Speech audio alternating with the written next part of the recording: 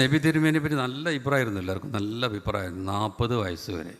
അതിൻ്റെ കാരണം ചില പണ്ഡിതന്മാർ പറയുന്നത് ലിയന്നഹു കാന സ്വാലിഹ, നബി നല്ലൊരു മനുഷ്യനായിരുന്നു. അതുതന്നെ നബി വിശ്വാസവഞ്ചന നടത്തൂല, അവർക്കിടയിൽ അല്ലമീൻ സത്യസന്ധൻ, ജീവിതത്തിൽ ഒരിക്കൽ പോലും കള്ളം പറഞ്ഞത് അവർക്ക് അറിഞ്ഞുകൂടാ, വിശ്വസിച്ച് ഏൽപ്പിക്കാൻ പറ്റും, ഒരു നിലക്കും വഞ്ചന, കരാർ പാലിക്കുകയാണെങ്കിൽ കരാർ ചെയ്താൽ അത് പാലിക്കും, പാവങ്ങൾക്ക് വേണ്ടി പണിയെടുക്കും, നല്ല കാര്യങ്ങൾ ചെയ്യും, എല്ലാവർക്കും ഇഷ്ടമായിരുന്നു.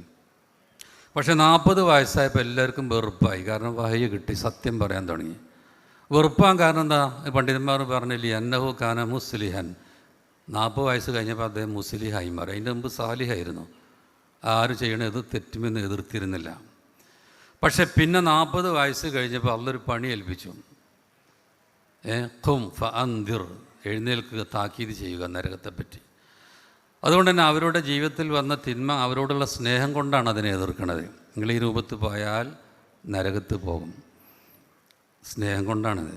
ഇത് തീവ്രവാദമല്ലത്, മനുഷ്യരോടുള്ള അങ്ങേയറ്റത്തെ സ്നേഹം കൊണ്ട്. മനുഷ്യർ നരകത്ത് പോകരുത്, അവർ സ്വർഗത്തിലെത്തണം. അതിന് ഇസ്ലാമിൻ്റെ ആ സുന്ദരമായ ആ ആദർശം അവർ സ്വീകരിക്കണം എന്ന് പഠിപ്പിക്കാനുള്ള ചെയ്യണത്. പക്ഷെ ആ നിമിഷം മുതൽ അവർ ശത്രുക്കളായി. നല്ലവരെ സമൂഹം പിന്നെ ഏറ്റവും മോശമായിട്ടാണ് കാണുക.